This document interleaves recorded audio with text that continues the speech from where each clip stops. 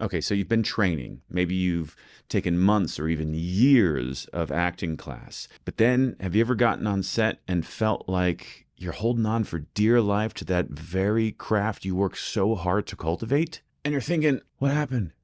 Why wasn't I ready?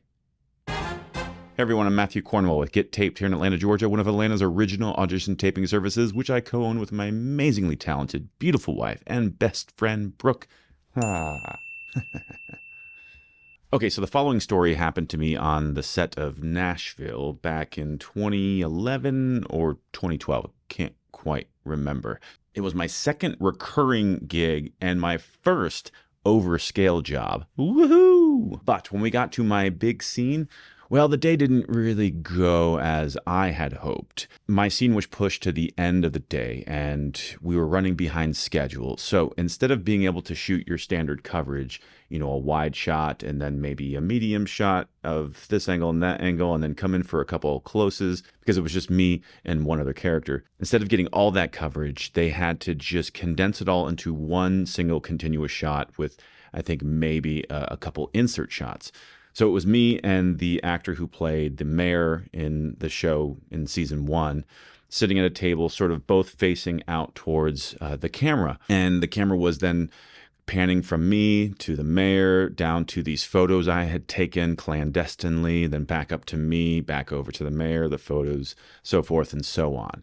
And after one of the takes, I suddenly hear the camera operator tell the director, Matthew's not waiting for the camera to rack focus.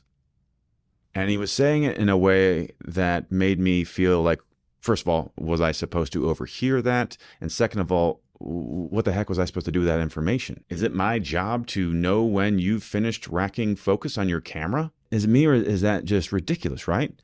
That's how I was feeling back then. And it put me in a headspace of feeling attacked, feeling like I was being asked to do more than my job description. And so I left that experience feeling a little confused, maybe a little angry. And I didn't know what to do with that feeling, with that experience. Because, side note, I did realize on subsequent takes that out of my periphery, I could see what was happening in the camera lens, and I could sort of register when that lens was changing and presumably racking focus, and once it stopped, then maybe I could deliver my line. So I could pay attention to this, but it was fully distracting me from being present in the scene. And so it just felt like it was a compromise on my craft. And once again, it just felt like it wasn't something that should be in my purview as an actor. And all these feelings that cropped up fostered a sense of me versus them being every single other person on that crew. Because flash forward to other experiences I had on set, it was a recurring theme. I would be asked to do something technically challenging on set that felt like it wasn't in my purview as an actor. Certainly no acting teacher ever taught it to me.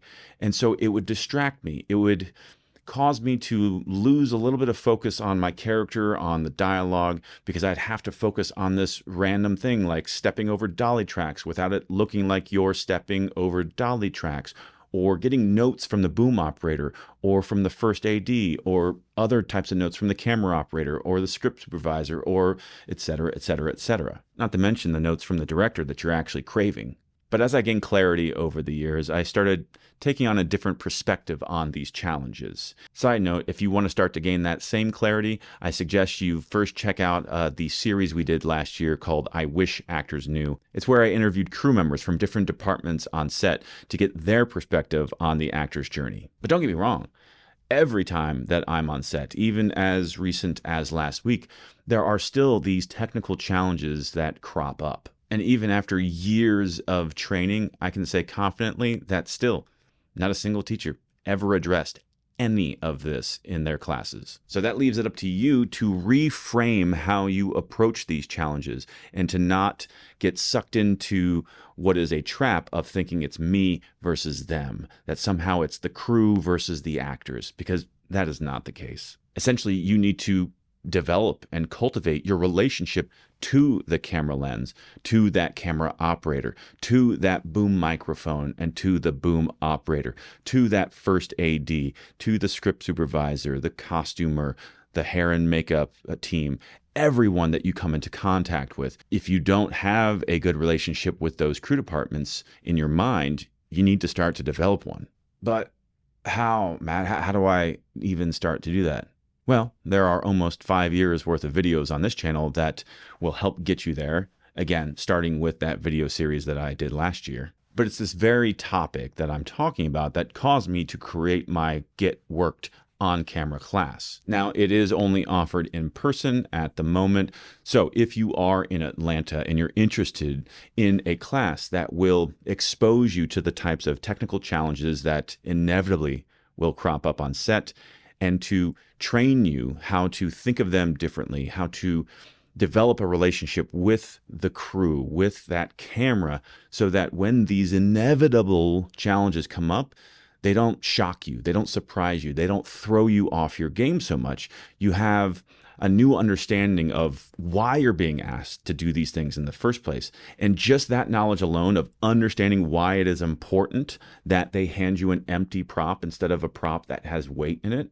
Once you have an understanding, then it allows you to feel more collaborative as you navigate that challenge moving forward. It doesn't feel like it is you against everyone on the set and they're all waiting for you to perform and do your job. Instead, it starts to feel more like a collaboration. And that is a huge benefit as an actor, because we're already dealing with so many distractions in our head and in this environment that if we can even moderately change our relationship to that set and to that crew to feel more invited, to feel more like it's a collaboration, well, that's a huge win. And so depending on when you're watching this video, there may be an 8-week class coming up soon. So check the show notes below for our email address, for a link to our website so that you can learn more about the class, and hit us up if you want to be on the wait list to be notified the next time we offer it. And by the way, I have so many more of these war stories where I was asked to do some sort of physically challenging thing on set that wasn't a stunt technically, but caused enough distraction in my brain that made me think, am I really supposed to be able to do this? So maybe I'll share more of those on future videos. That's it for now. Thanks for watching, and we'll see you on set.